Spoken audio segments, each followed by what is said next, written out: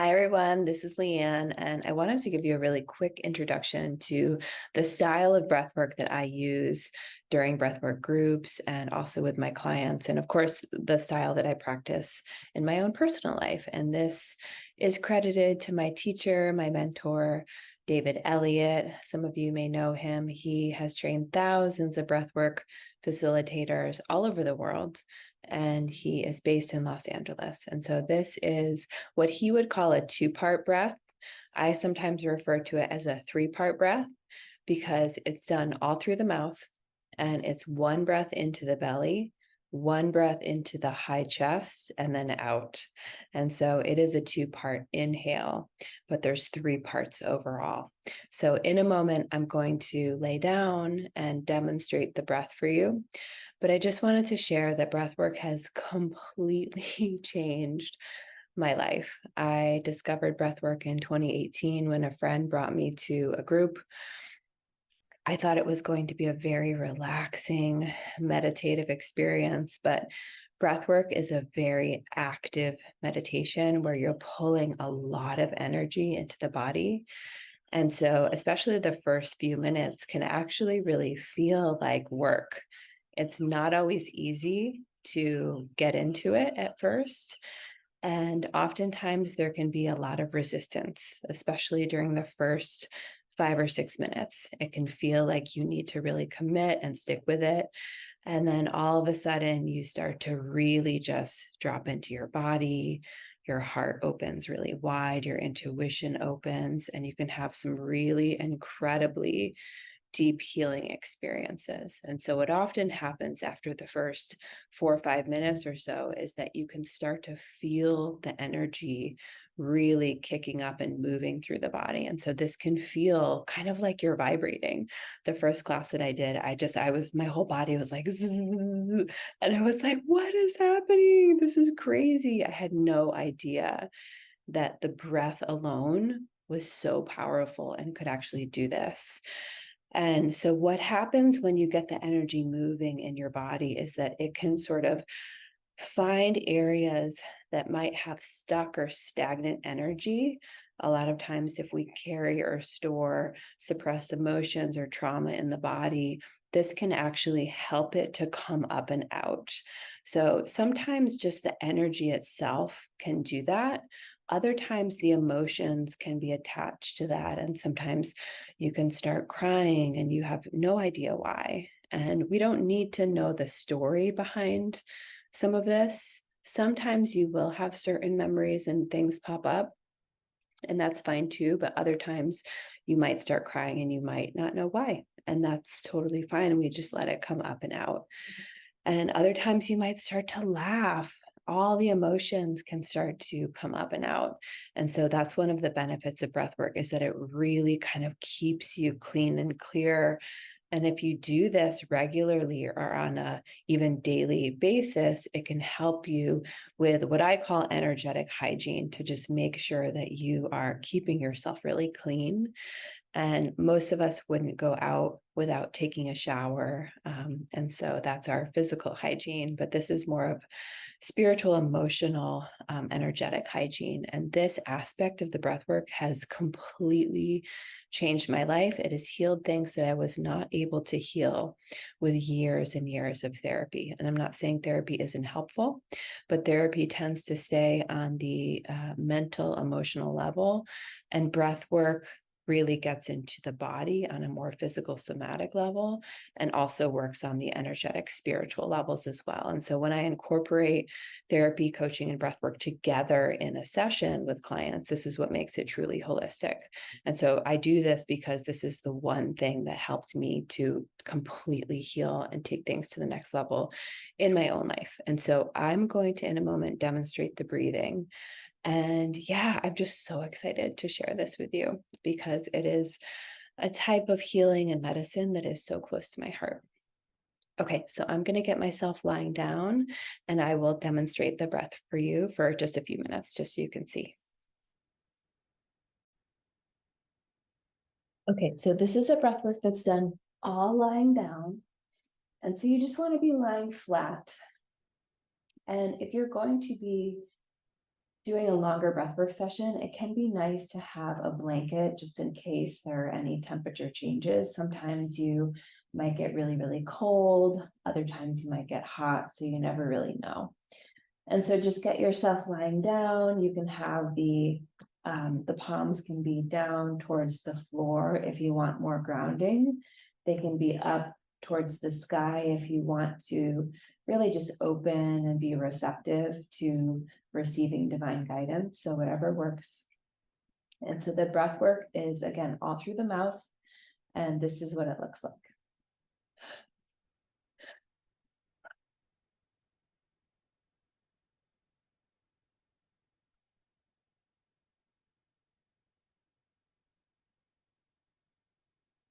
And so again, it's one into the belly, the second into the chest, and then out. So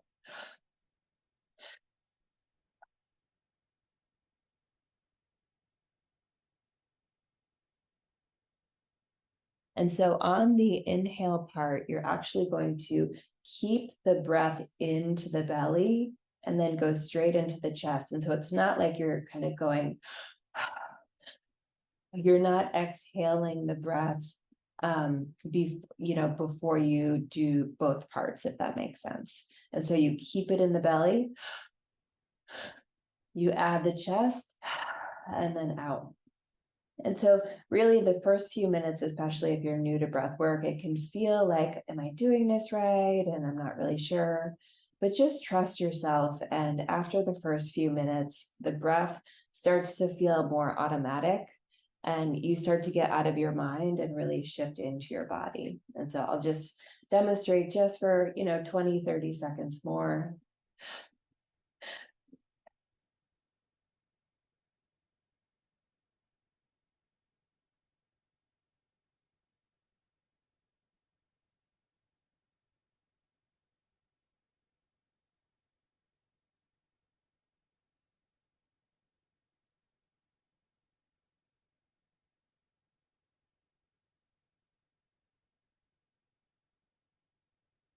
Okay. And so this is a breath that is done for anywhere from 15 to sometimes 30 minutes straight. And then at the end, we do a shavasana, just complete rest and integration period for anywhere from 5 to 10 minutes, depending on the length of the breath. And so I'm going to sit up and I'm just going to give you a couple of quick tips before we go.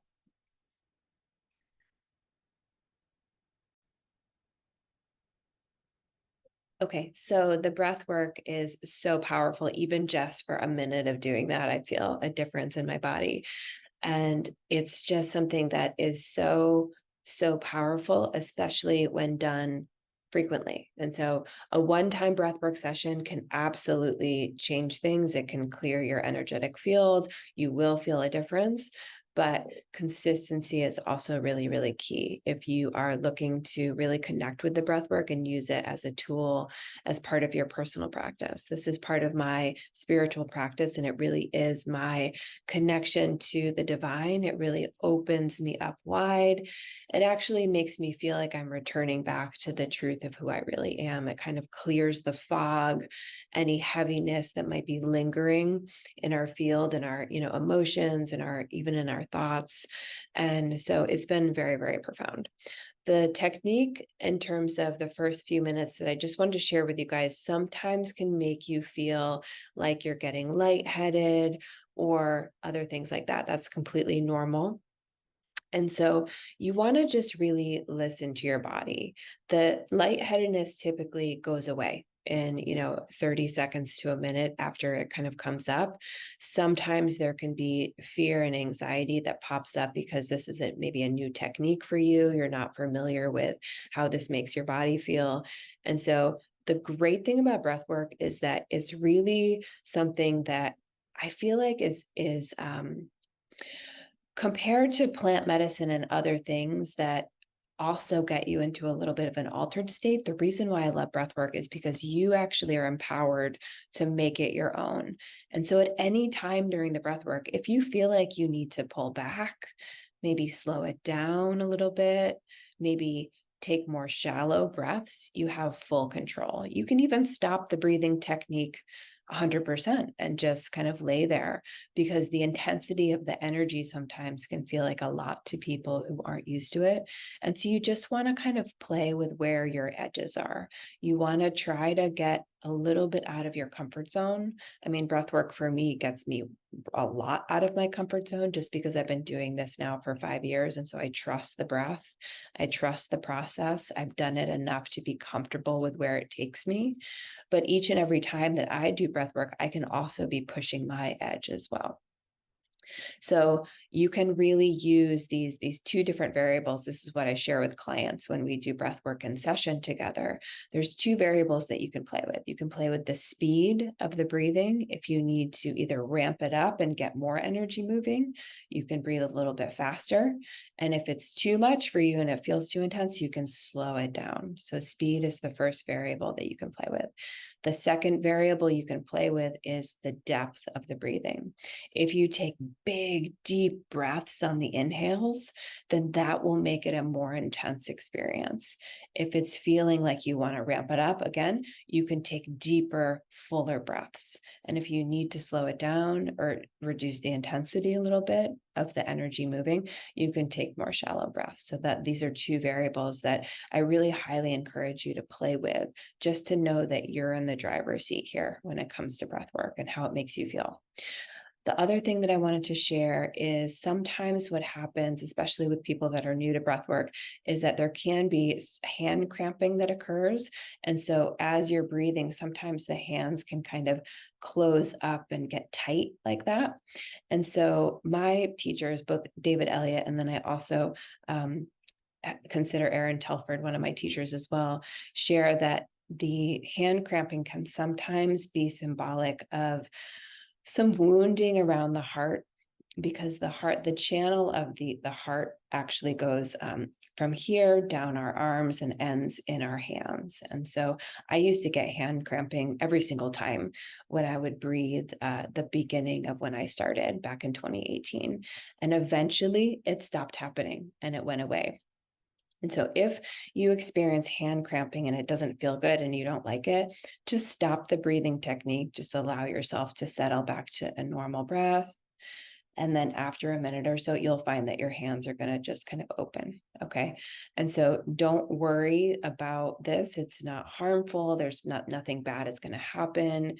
If you do find your hands cramping during breath work and you just kind of continue to breathe and just go through it, when we stop the act of breathing and we shift into just the rest, the shavasana at the end, your hands will slowly start to open, and it's all good. And so from a spiritual perspective, if you're open to this, then this a lot of times means that, we just have to focus on the wounds of the heart. We've all been harmed, hurt in our heart before. Sometimes it can feel difficult for us to open to other people. And so it's just something that you can work with in your own personal development as well, if you aren't already working in that area. And so just remember, at any point during the breathing, you can make it your own if anything starts to feel intense. Also, sometimes the mouth can start to cramp up too, can sort of get really like tight or pucker. It's kind of the same thing. This usually means that, associated with the throat chakra, this can mean maybe that you have things that you need to express that you haven't really been able to express, you haven't felt safe expressing. I've gotten this sometimes too. And again, you can just continue to breathe through it, knowing that you're perfectly safe and nothing bad is going to happen. Or you can just stop the breathing and you can allow the tightness to kind of reduce a little bit. It's totally up to you. And so I think that's all that I wanted to talk about today during this quick intro. So please, if you have any questions, just reach out to me. I'm so happy to talk about breath work. And I will also, with this video, I'll include a link to my teacher, David Elliott, has tons of breathwork audios on Spotify. So I'll send you a link to one of my favorite ones. It's very good for beginners because after you listen to his quick introduction, there's different time lengths that you can choose from. There's a 7-minute one, a 13-minute one, 21-minute, and 28-minute audios that you can try. And so you might want to just start with the 7-minute one just to test it out. And if you feel comfortable, you can try some of the longer ones too. Okay, so I hope this was helpful, and I will talk to you soon.